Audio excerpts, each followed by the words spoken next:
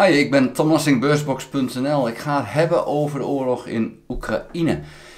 We zien daar dat er een enige verandering is, een belangrijke verandering. Maar eerst even, Rusland heeft aangegeven naar het westen toe, als jullie wapens in Rusland zelf gebruikt mogen worden, dan is het een rode lijn.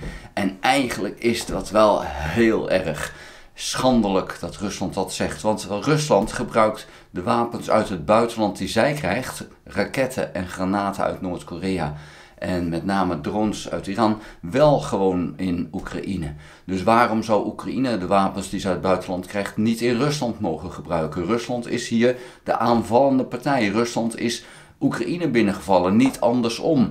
Dus het is wel te triest voor woorden dat Rusland daarover zit te zeiken. Als je niet geslagen wil worden, moet je zelf niet slaan. En Rusland is begonnen. Nou, wat is er nu vannacht gebeurd? De Russen die hebben, en dan moet ik eigenlijk de afgelopen weken moet ik eerst even gaan vertellen.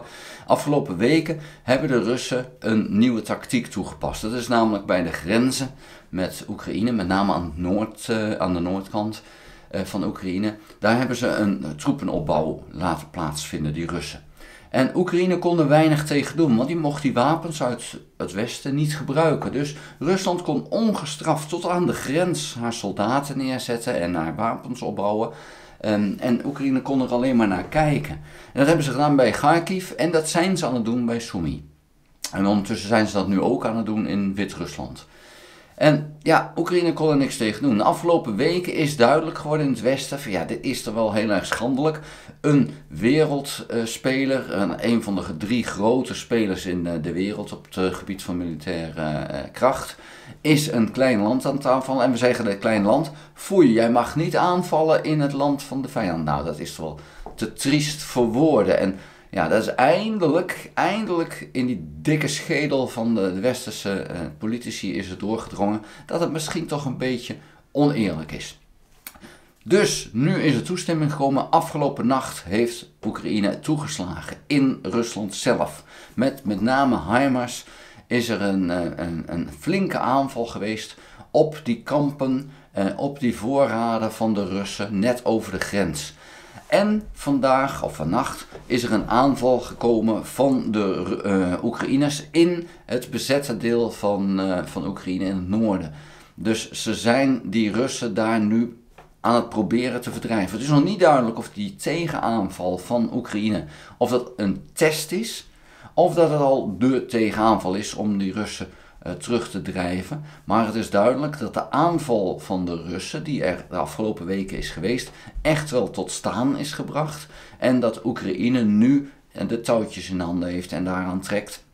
En zeker nu dus de bevoorradingslijnen van de Russen akelig hard geraakt mogen worden en ook zijn geworden vannacht, zal dat toch wel een verandering gaan brengen. Die aanval was al met name infanterie. De Russen hadden zichzelf geen plezier gedaan door de bruggen over de rivier te laten springen of zo te beschadigen dat er geen tanks meer overheen konden. Dus het moest al infanterie zijn die de aanval deed op Oekraïne.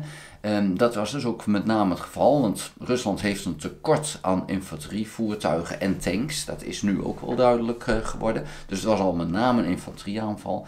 Ja, dat is het al traag. Dan kom je al minder snel ver, want ja, je komt zo ver als je soldaten kunnen lopen. Dan worden ze nog wel eens gebracht met voertuigen, maar die voertuigen worden zo snel afgeschoten dat de Russen die te weinig hebben. We zien nu dus dat Oekraïne een tegenaanval gaat. Ja, dan is het voor die infanterie heel moeilijk om daar weer weg te komen. En ik denk dat de verliezen van de Russen de aankomende dagen zullen gaan oplopen en dat is wel een als die tegenaanval van Oekraïne daadwerkelijk de tegenaanval is.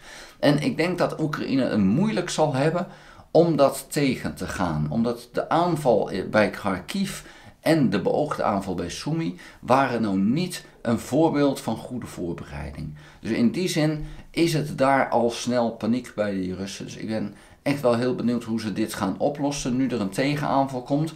Want het was al zwakjes voor wat betreft hoe het was opgebouwd. En nu komt die tegenaanval. Ja, en nu gaat het even erom spannen. Is daar dat Russische leger in staat om te schakelen naar een verdedigingsoorlog, terwijl je eigenlijk je verdediging nog niet op orde hebt en je ook niet echt de soldaten en de middelen hebt om dat goed te organiseren. Dus mijn inschatting, we zullen de aankomende weken zien of het inderdaad zo is dat die Russen daar dus moeite mee hebben. Maar ik denk dat het wel heel lastig gaat worden voor Rusland om die bezette gebieden noord van Kharkiv, om die vast te houden. We gaan het allemaal zien. Vond je de video interessant? Geef een duim. Heb je nog geen abonnement op dit kanaal? Abonneer je dan. Druk dan ook op het belletje. Krijg je notificaties als ik een volgende video gemaakt heb. Ga ook naar www.beursbox.nl. Schrijf daarin op de gratis nieuwsbrief. Dank voor het kijken. Tot de volgende keer. Houdoe!